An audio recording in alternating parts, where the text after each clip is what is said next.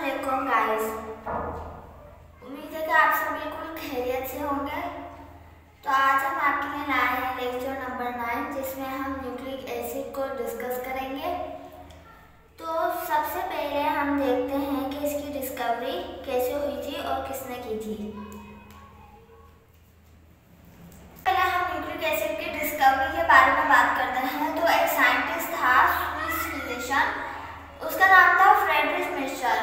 उसने डिस्कवर किया था न्यूक्लिक एसिड। अब हम देखते हैं उसने कैसे डिस्कवर किया था। ये जो हमारे पास सेल होते हैं जिन्हें मतलब जो हमारे जब जख्म बनता है तो वहाँ से जो पीप निकलती है उसे जो हम मतलब कहते हैं उसे वो पस सेल होते हैं। वहाँ पर जो डेड WBC बैक्टीरिया वगैरह ये सब वहाँ पर प्रेजेंट होते हैं उस पस सेल में।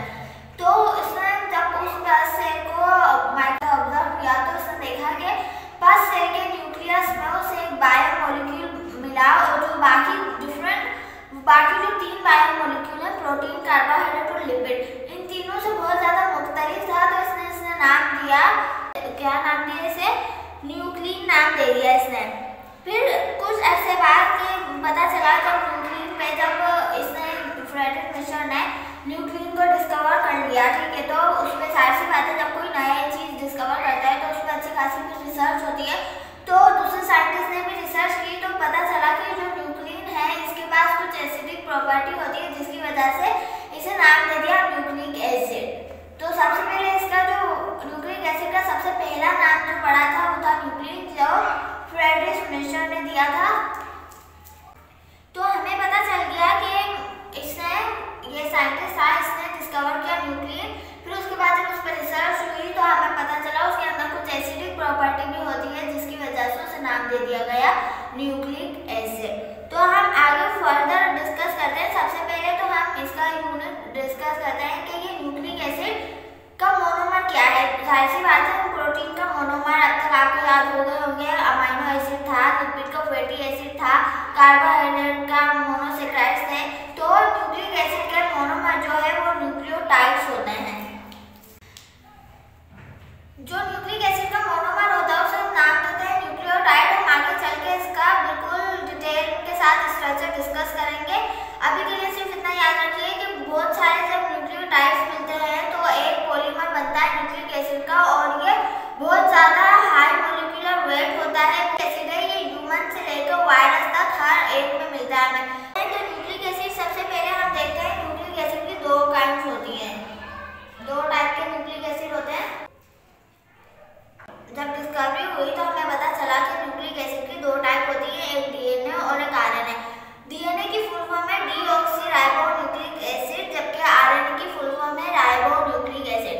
हम इन्हें फर्दर डिटेल में डिस्कस करेंगे। अभी के लिए आप सिर्फ इतना याद रखिए कि न्यूक्लिक एसिड की 2 काइंड होती हैं, एक RNA और एक DNA। अब ये जो दोनों न्यूक्लियोटाइड हैं ये बिल्कुल लीनियर और अनब्रांच्ड पॉलीमर हैं। ये जो पॉलीमर है DNA का हो चाहे वो या RNA का हो, ये बिल्कुल एक लीनियर चेन में होता है और ये कैसी चेन होती है? अनब्रांच्ड चेन होती है। अब हम आगे फर्दर डिस्कशन करते हैं कि न्यूक्लियोटाइड की कंपोजिशन डिस्कस करते हैं। इसके बाद हम देखेंगे DNA और RNA कैसे बनते हैं न्यूक्लियोटाइड से। तो हम अब डिस्कस करते हैं कंपोजिशन ऑफ न्यूक्लियोटाइड। तो अब हमारे पास कंपोजिशन ऑफ न्यूक्लियोटाइड है। सबसे पहले हम डिस्कस करने लगे हैं न्यूक्लियोटाइड का स्ट्रक्चर। हम देखेंगे कि न्यूक्लियोटाइड की फॉर्मेशन कैसे होती है। सबसे पहली बात तो हमें फर्स्ट पॉइंट में लिखा है मैंने कि ये मोनोमर है न्यूक्लिक एसिड का। बहुत सारे न्यूक्लियोटाइड मिलेंगे तभी न्यूक्लिक एसिड बनेगा। अब हम न्यूक्लियोटाइड के स्ट्रक्चर पे आते हैं। सबसे पहले वहाँ पे हम थ्योरी पढ़ लेते हैं। Having pentose sugar in which nitrogenous base is attached at first carbon while phosphate is attached at 5th carbon। अब यहाँ पर मैंने एक डायग्राम बनाई है, ये एक न्यूक्लियोटाइड की डायग्राम है, ये आपकी बुक में भी बनी हुई है। सबसे पहले उसमें लिखा है हैविंग पेंटोज शुगर, इस मतलब कि न्यूक्लियोटाइड के पास एक पेंटोज शुगर होती है। अब हम इस स्ट्रक्चर में ढूंढते हैं कि पेंटोज शुगर कहाँ है। ये जो मैंने बनाई है 5 कार्बन वाली, इसे मैं क्या नाम दूंगी? Pentose sugar. Pent means 5, sugar मतलब ऐसी शुगर जो 5 कार्बन की हो। तो ये तो क्या है? पेंटोज शुगर है।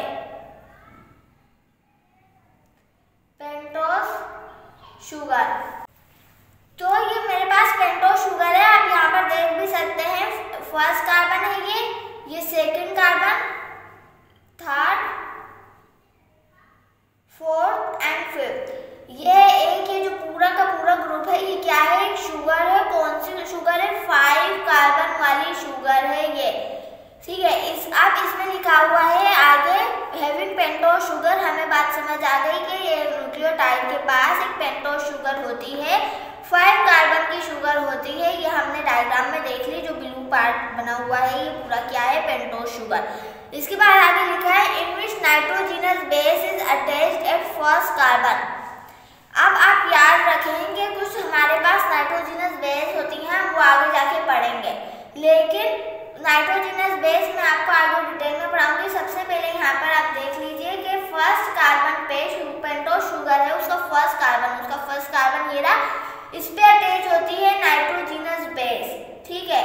और आगे लिखा हुआ है while phosphate is attached eight 5th carbon, और फॉस्फेट अटैच होता है 5th कार्बन पे। अब यहाँ पर 5th कार्बन कौन सा, 1 2 3 4 5 कार्बन ये है, और ये क्या है, पूरा का पूरा फॉस्फेट ग्रुप है। फॉस्फेट ग्रुप पेंटोस शुगर के 5th कार्बन के साथ अटैच है, तो ये पूरा एक स्ट्रक्चर बन गया है न्यूक्लियोटाइड का। स्ट्रक्चर दोबारा से मैं समझा देती हूँ। न्यूक्लियोटाइड के स्ट्रक्चर में एक पेंटोस शुगर होती है, ये जो हमने ब्लू पार्ट से बनाई है बिल्कुल एक पेंटोस शुगर बनाई है 5 कार्बन वाली। इसके फर्स्ट कार्बन पे नाइट्रोजनस बेस अटैच होती है, हम आगे डिटेल में पढ़ेंगे। और इसके बाद 5th कार्बन पे पेंटोस शुगर के 5th कार्बन पे एक फॉस्फेट ग्रुप अटैच होता है, ये पूरा क्या है, फॉस्फेट ग्रुप।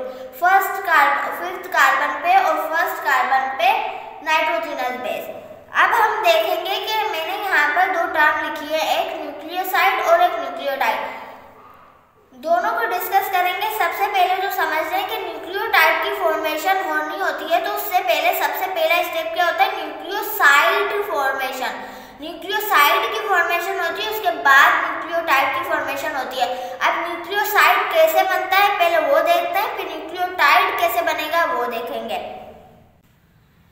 जब हम एक पेंटोस शुगर है, इसके साथ आके फर्स्ट कार्बन पे सबसे पहला स्टेप क्या है, फर्स्ट स्टेप क्या है, न्यूक्लियोसाइड का बनना।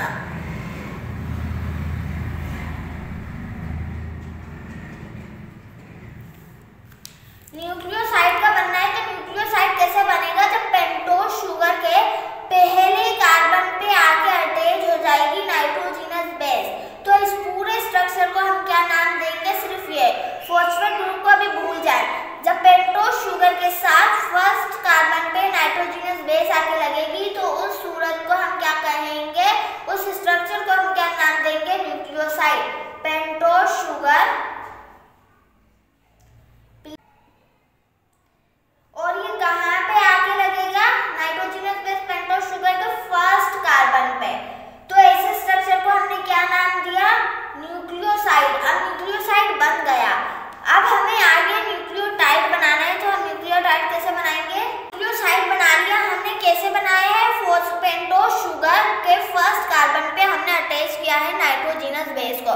तो ये पूरा स्ट्रक्चर हमारे पास किसका बना है, न्यूक्लियोसाइड का।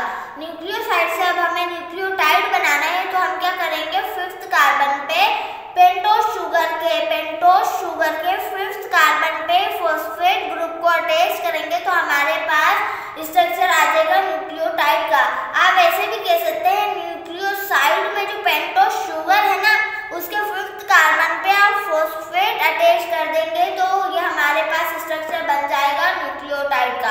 अब ये जो कार्बन की पोजीशन है, ये आपको बिल्कुल अच्छे से याद होनी चाहिए। एग्जाम में आ सकता है कि कंपोजिशन ऑफ न्यूक्लियोटाइड लिखें, तो बहुत ट्रिकी सवाल होता है ये, मतलब याद करना इसे। तो आप याद रखेंगे न्यूक्लियोसाइड कैसे बनेगा, जब पेंटोस शुगर पे नाइट्रोजनस बेस लगेगी फर्स्ट कार्बन पे। और न्यूक्लियोटाइड कब बनेगा, जब न्यूक्लियोसाइड में जो पेंटोस शुगर है उसके 5th कार्बन पे फॉस्फेट ग्रुप आकर लगेगा, तो वो कहलाएगा न्यूक्लियोटाइड। उम्मीद है कि आपको ये समझ आ गया होगा। अब हम आगे बढ़ते हैं। तो ये था एक न्यूक्लियोटाइड, एक ये मोनोमर था। अब आगे हम बहुत सारे मोनोमर जोड़ते जाएंगे, तो ये एक पूरी लीनियर चेन बनती जाएगी। ये एक न्यूक्लियोटाइड है, इसके नीचे सेम टू सेम ऐसे ही आके दूसरा न्यूक्लियोटाइड लगेगा, लेकिन उसमें कुछ फर्क होगा, किसमें, नाइट्रोजनस बेस में। अच्छा, अब हम नाइट्रोजनस बेस हमारे पास बहुत सारी होती हैं। पेंटोस शुगर फॉस्फेट ग्रुप तो बिल्कुल कांस्टेंट रहेंगे, नाइट्रोजनस बेस चेंज हो सकती है, ठीक है। तो हम ये डिस्कस करेंगे नाइट्रोजनस बेस कौन कौन सी होती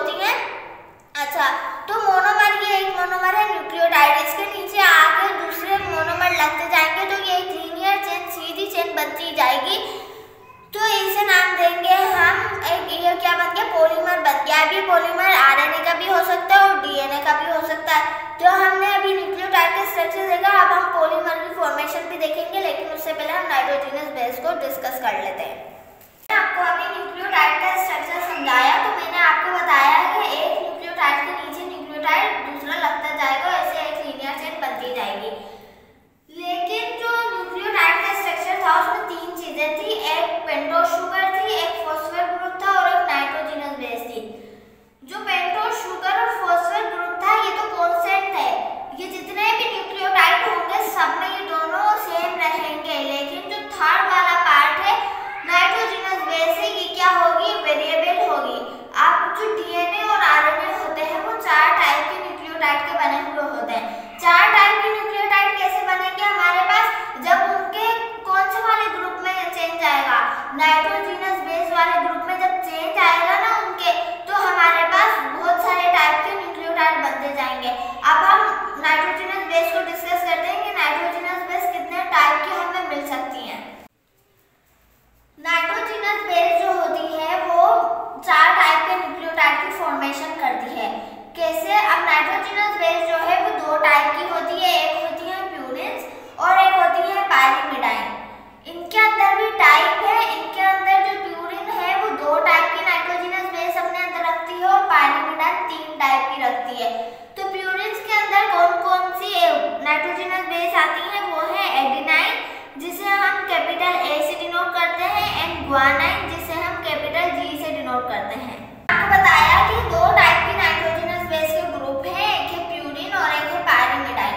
प्यूरिन में जो नाइट्रोजनस बेस आती है वो हमारे पास है एडेनाइन जिसे हम कैपिटल ए से डिनोट करते हैं और ग्वानाइन जिसे हम कैपिटल जी से डिनोट करते हैं। इसके बाद पायरिमिडाइन में तीन टाइप की नाइट्रोजनस बेस आती है, एक है साइटोसाइन कैपिटल सी से डिनोट किया जाता है, थायमाइन कैपिटल टी से डिनोट करते हैं एंड यूरेसिल कैपिटल यू से डिनोट करते हैं। अब आप लोग ये सोच रहे होंगे कि यहाँ पर तो मैंने 5 टाइप की नाइट्रोजनस बेस बनाई है, adenine, guanine, cytosine, thymine, uracil, 5 type की हो गई। लेकिन मैंने ऊपर ये बात क्यों लिखी है कि डीएनए और आरएनए 4 टाइप के न्यूक्लियोटाइड से बने हुए होते हैं, जबकि बेस हमारे पास 5 है। तो ये जो एडेनाइन, ग्वानाइन है, ये एडेनाइन, ग्वानाइन, साइटोसाइन, ये डीएनए और आरएनए तीनों में सेम रहती हैं, ठीक है। लेकिन जो थायमाइन है वो सिर्फ और सिर्फ हमें डीएनए में मिलती है और यूरेसिल हमें आरएनए में मिलती है। मतलब ये 4 हमें डीएनए में मिलेगी और ये 4 हमें आरएनए में मिलेगी। तो मैं उनके आगे लिख देती हूँ कि कौन सी डीएनए में है और कौन सी आरएनए में है।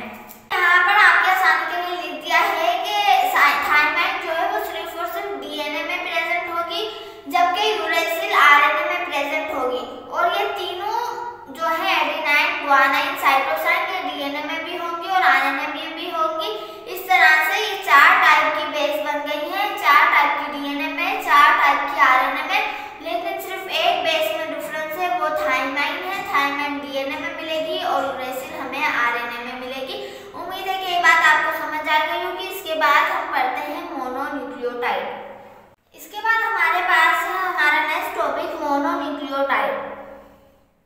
वैसे तो न्यूक्लियोटाइड्स बहुत सारे न्यूक्लियोटाइड्स मिलके एक पॉलीमर बनाते हैं न्यूक्लिक एसिड, लेकिन कभी-कभी ऐसा भी होता है कि सिर्फ एक ही सिंगल न्यूक्लियोटाइड भी मतलब वर्क करता है हमारी बॉडी में। हम वो डिस्कस करते हैं कि कैसे। अब ये जो मैंने बनाई यहाँ पर एक न्यूक्लियोटाइड बनाया है, ये एक ही है तो हमने इसे नाम दिया है मोनोन्यूक्लियोटाइड। मोनो मीन्स 1 और न्यूक्लियोटाइड, ठीक है। तो ये एक न्यूक्लियोटाइड है जिसमें आपको यहाँ पर स्ट्रक्चर बिल्कुल अच्छे से समझ आ रहा होगा कि ये जो हमारे पास ब्लू कलर से बनाई है मैंने, यहाँ पर मेरे पास पेंटोज शुगर है, फर्स्ट कार्बन पे नाइट्रोजनस बेस लगी है, वो मैंने एडेनाइन लगाई है, अभी बताती हूँ, ठीक है। और 5th कार्बन पे एक फॉस्फेट ग्रुप लगा है। जब हम ये दोनों फॉस्फेट ग्रुप लगाए, जब हम ये दोनों फॉस्फेट ग्रुप हटा दें तो ये हमारे पास पूरा एक न्यूक्लियोटाइड का स्ट्रक्चर है। अब मोनोन्यूक्लियोटाइड की ये खास बात है कि उसके पास एक एक्स्ट्रा फॉस्फेट ग्रुप होता है। मोनोन्यूक्लियोटाइड के पास एक एक्स्ट्रा फॉस्फेट ग्रुप होता है। जब न्यूक्लियोटाइड के पास 2 फॉस्फेट ग्रुप हो, 2 फॉस्फेट ग्रुप है तो हम इसे नाम देंगे एडिनोसाइन डाइफॉस्फेट ADP। और जब 3 फॉस्फेट ग्रुप हो तो हम इसे नाम देंगे ATP, एडिनोसाइन ट्राइफॉस्फेट। वापस देख लेते हैं, ये एक मोनोन्यूक्लियोटाइड हम पढ़ने लगे हैं। मोनोन्यूक्लियोटाइड कभी-कभी जो न्यूक्लियोटाइड होते हैं वो वैसे तो पॉलीमर की चेन में मौजूद होते हैं, लेकिन मोनोन्यूक्लियोटाइड कभी-कभी हमारी बॉडी में एज अ सिंगल भी वर्क करता है।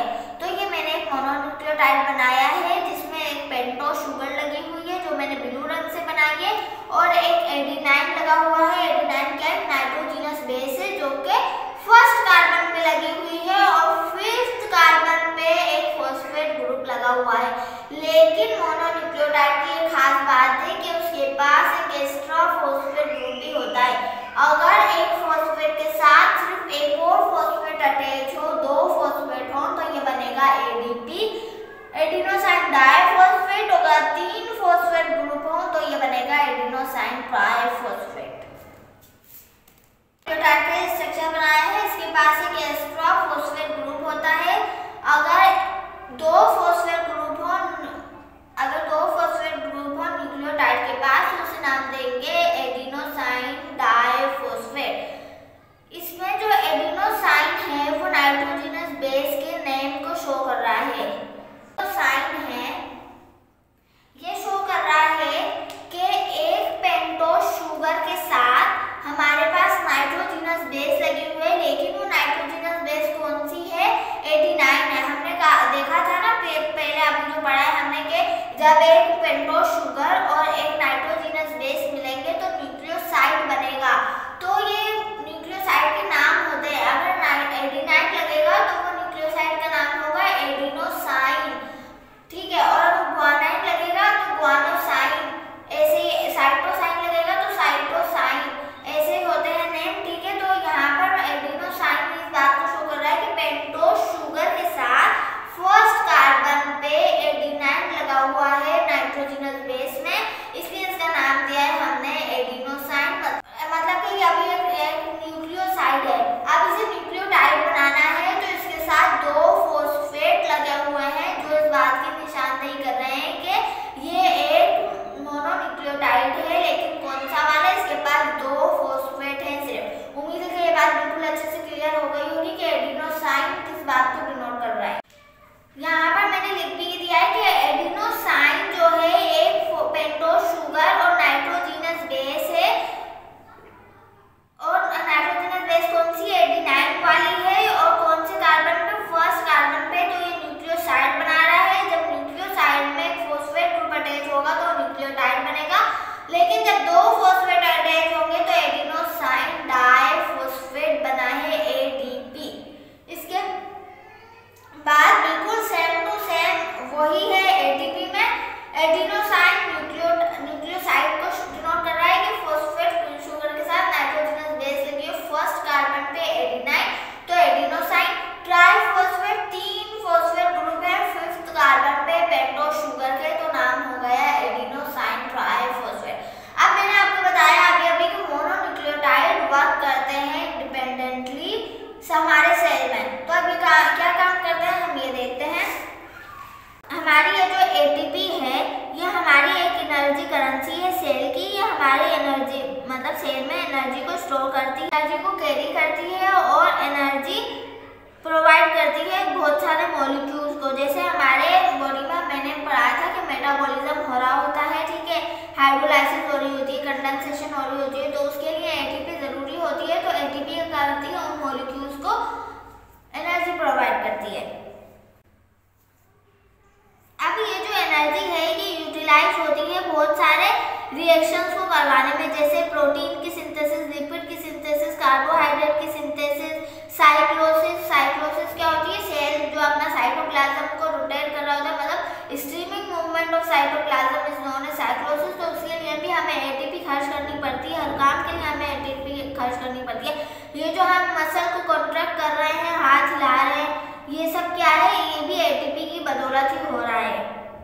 और जैसे कि सेल डिवीजन होता है, एक सेल से 2 सेल बनते हैं, 3 सेल बनते हैं, 4 बनते हैं, तो ये सब भी किस वजह से हो रहा है? इसके लिए भी एनर्जी चाहिए जो कि कौन प्रोवाइड करता है? ATP।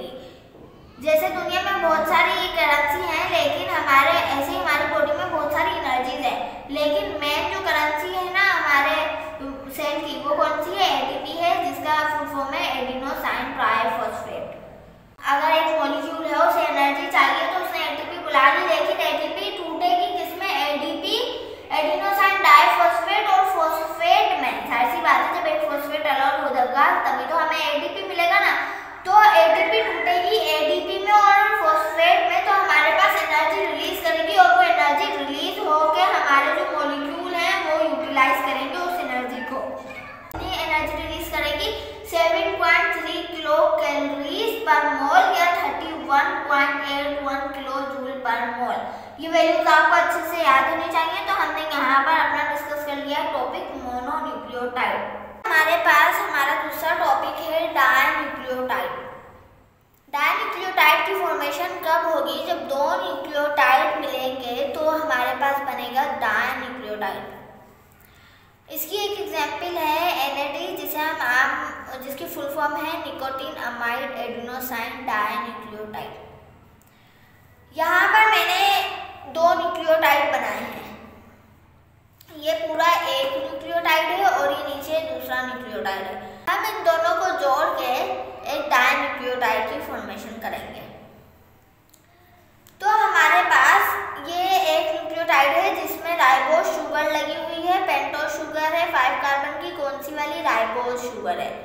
इसके 5th कार्बन पे हमने एक फॉस्फेट ग्रुप लगाया है और 1st कार्बन पे हमने निकोटीन लगाया है। हमें एग्जाम्पल लिया हमने NAD, nicotine amide adenosine dinucleotide. तो इसमें जो है ना एक फर्क है कि इसमें एक विटामिन लगा है जिसका नाम है निकोटीन। तो यहाँ पर नाइट्रोजनस बेस की जगह पे इस वाले न्यूक्लियोटाइड में, एक न्यूक्लियोटाइड में, फर्स्ट न्यूक्लियोटाइड में 1st कार्बन पे पेंटोज शुगर के एक विटामिन लगा है जिसका नाम है निकोटीन। इसके बाद हमारे पास दूसरा न्यूक्लियोटाइड है, हम इन दोनों को जोड़ेंगे तो दूसरा न्यूक्लियोटाइड है, इसके पास भी राइबोज शुगर है, मतलब पेंटोज शुगर है 5th कार्बन वाली। 1st कार्बन पे हमने अटैच किया है हमारा वही नाइट्रोजनस बेस। कौन सा वाला? एडेनाइन। इसके बाद हमने 5th कार्बन पे एक फॉस्फेट ग्रुप लगाया है। अब आप जानते हैं कि जब दो मोनोमर मिलते हैं तो जब दो मोनोमर मिलेंगे तो एक डायमर बनाएंगे, मतलब दो मोनोमर वाली एक प्रोडक्ट बनाएंगे जिसे हम नाम देंगे डायमर। अब ये दोनों कंडेंस होंगी, कंडेंसेशन का प्रोसेस होगा यहाँ पर, जिसमें से एक वाटर मॉलिक्यूल रिलीज होगा। अब हम देखते हैं कि दो न्यूक्लियोटाइड आपस में कैसे अटैच होंगे।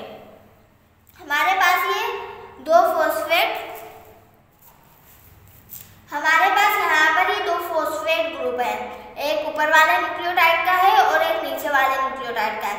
अब हमने देखा था हर एक फॉस्फेट के पास एक OH लगा हुआ है। तो यहाँ से क्या होगा कि एक वाटर का मॉलिक्यूल रिलीज होगा इस तरह से, और यहाँ पर जब ये वाटर का मॉलिक्यूल रिलीज होगा, वाटर बनेगा OH ऊपर से और नीचे से हाइड्रोजन लेकर, तो एक बॉन्ड सिंथेसाइज होगा। तो जब यहाँ से एक वाटर का मॉलिक्यूल रिलीज हो जाएगा तो यहाँ पर ऑक्सीजन बचेगा, ऊपर भी OH था नीचे भी OH था, ठीक है। एक वाटर का मॉलिक्यूल निकल गया, ऊपर से OH और नीचे से हाइड्रोजन निकल गया, तो नीचे वाले के पास ऑक्सीजन बचा। इसने क्या किया? ऊपर वाले फॉस्फेट के साथ बॉन्ड बना लिया।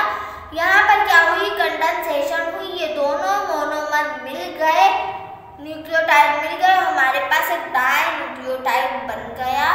ऐसे होती है न्यूक्लियोटाइड की डाइन्यूक्लियोटाइड की फॉर्मेशन। ऐसे ही अगर हमें ट्राइन्यूक्लियोटाइड बनाना है तो नीचे एक और न्यूक्लियोटाइड हम लगा देंगे और उसके OH के साथ इसके ऑक्सीजन को OH को अटैच कर देंगे। ऐसे ही एक वाटर का मॉलिक्यूल रिलीज होगा और यहाँ पर हमारे पास ट्राइन्यूक्लियोटाइड हमें मिल जाएगा। तो हम डाइन्यूक्लियोटाइड की एग्जाम्पल में हम लेते हैं NAD, जिसकी फुल फॉर्म है निकोटीन अमाइड एडिनोसाइन डाइन्यूक्लियोटाइड। यहाँ पर समझ आ गया होगा कि निकोटीन नाम इसलिए आया क्योंकि पेंटोज शुगर के 1st कार्बन पे निकोटीन लगा है जो कि एक विटामिन है। अच्छा, ये जो डाइन्यूक्लियोटाइड है निकोटीन अमाइड एडिनोसाइन डाइन्यूक्लियोटाइड, इसका काम क्या है? ये ऐसा वर्क करता है कोएंजाइम। इसके पास 2 इलेक्ट्रॉन और 2 प्रोटॉन होते हैं जो और एनर्जी होती है जो कि बहुत सारे रिडक्शन और ऑक्सीडेशन रिएक्शन में काम आती है, ठीक है।